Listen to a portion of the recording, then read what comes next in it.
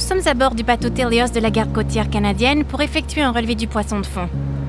Les données recueillies au fond de l'océan sont comme les pièces d'un casse-tête. Ces données peuvent être combinées avec des milliers d'autres pour former une vue d'ensemble du bien-être de l'océan.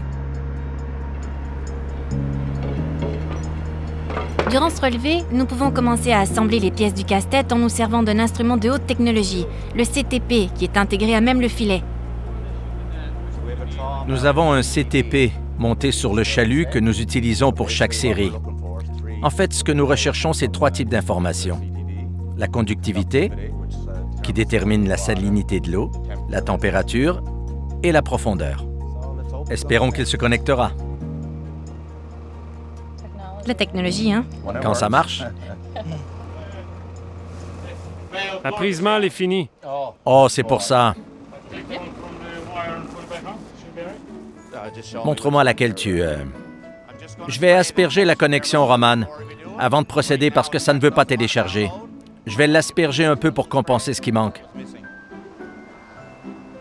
Ça, c'est la connexion que nous utilisons dans la salle des ordinateurs. Comme tu vois, il y a un petit peu de corrosion là-dedans. Nous allons donc le nettoyer et voir si nous pouvons nous connecter. Parfois, les relevés au chalut demandent un peu d'huile de coude. Une fois le filet remonté, les prises sont embarquées sous le pont.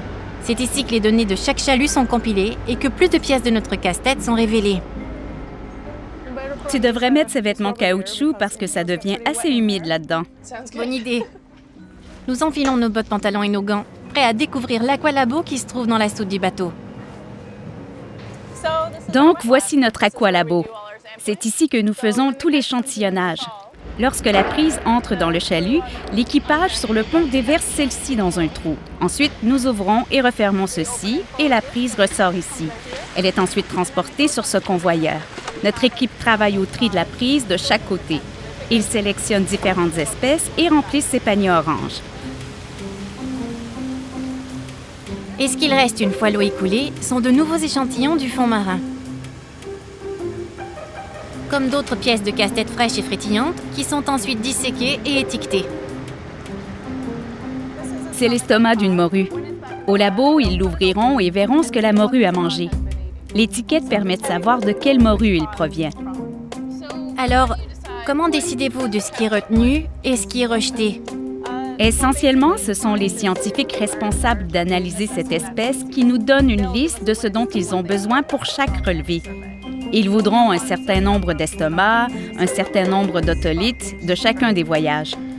Ici, dans l'Aqualabo, nous nous concentrons sur la morue et aussi sur d'autres espèces d'intérêt pour les pêches et les agents de protection de la nature. Parfois, nous retrouvons une pièce qui ne correspond pas tout à fait. Une poule d'eau, une très très grosse poule d'eau. C'est la plus grosse poule d'eau que j'ai jamais vue. Parce que notre connaissance de l'océan est un casse-tête que nous assemblons continuellement.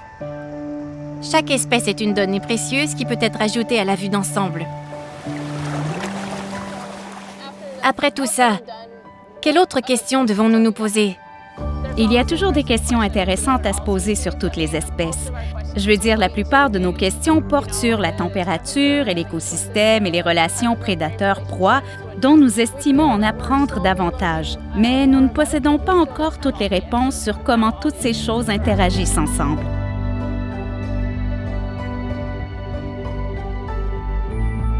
Embarquer sur ce bateau fut une expérience formidable pour moi.